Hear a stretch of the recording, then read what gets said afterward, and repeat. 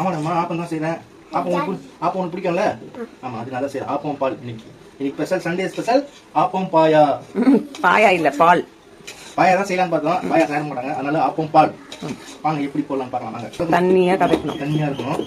தண்ணியாக இருந்தாலும் நல்லா வரும். அதை நாங்கள் ஆப்பம் வந்து தனியாக மாவு அரைக்கிறதுலங்க. ஆப்பத்துக்கு நாங்கள் இட்லி தோசை போடுற மாவு இருக்கு இல்லைங்களா, அதிலே தான் ஆப்பமும் செய்வோம். ஏன்னா எப்பயாவது ஒரு இடத்துல ஆப்பம் நம்ம போடுறோமா, அது சரி அதுக்குன்னு தனியாக மாவு அரைக்கிறதில்ல. தேங்காய் பால் வந்து நல்லா உடம்பு நல்லது. நம்ம ஆப்பத்துக்கு வந்து தேங்காய் பால் எடுத்துக்கலாம். தேங்காய் பால் எடுத்துட்டாக்கா அதுக்கப்புறம் நம்ம பசங்க ஆப்பம் போடும்போது சுட சுட சாப்பிடுவாங்க. ஏன்னா ஆப்பம் போட்டு அப்புறம் தேங்காய் பால் எடுத்தாக்கா ஆப்பம் ஆறிடும். அதனால் ஃபஸ்ட்டு வந்து நம்ம ஆப்பத்துக்கு தேங்காய் பால் ரெடி பண்ணணும். தேங்காய் கட் பண்ணிவிட்டு ஒரு 6 முடி தேங்காய் போட்டுங்க. அப்புறம் 2 ஏலக்காய் போட கொஞ்சம் வாசனையாக இருக்கும். ஹாய் ஃப்ரெண்ட்ஸ், இப்போ ஆப்பம் சுட நம்ம ரெடி ஆகிட்டோம். வாங்க பார்க்கலாம்.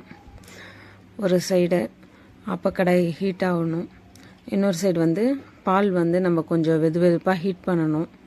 அப்போ தான் நல்லாயிருக்கும்.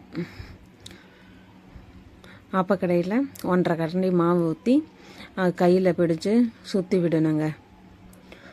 சுற்றி விட்டு மூடி போட்டு மூடி வச்சிடணும். ஆப்பம் வந்து ரொம்ப கருகாமல் பார்த்து எடுக்கணும். அப்போ தான் வந்து நல்லாயிருக்கும் ஆப்பம். இல்லைன்னா நம்ம பால் ஊற்றி சாப்பிட்றது கருகிடுச்சுன்னா நல்லா இருக்காது. அது கரெக்டாக பார்த்து எடுத்துடணும். கரெக்டாக வெந்ததும் பாருங்கள் எப்படி வந்திருக்கு ஆப்பம். இட்லி மாவில் இப்படி ஆப்பம் வரும்னு எதிர்பார்க்கவே இல்லை. நல்லா சூப்பராக வந்திருக்கு. பாருங்கள் எப்படிலாம் வந்து ஆப்பம் சொல்கிறாரு பாருங்கள். பூ மாதிரிலாம் டிசைன் பண்ணுறாரு ஆப்பத்தில். நல்லா பார்க்கவே சூப்பராக இருக்குங்க ஆப்பம். நீங்கள் எங்கள் வீட்டில் ஆப்பம் செஞ்சுருக்கோம். நீங்கள் பசங்களாம் ஆப்பம் கேட்டதான் ஆப்பம் பண்ணியிருக்கோம். உங்கள் வீட்டில் நீங்கள் என்ன வந்து டிஃபன் காலையில் என்ன டிஃபன் சொல்லிட்டு மார்ச் பண்ணுங்க. அதே எங்கள் வீட்டில் வந்து சுட ஆப்பம் பால். வாங்க சாப்பிடலாம்.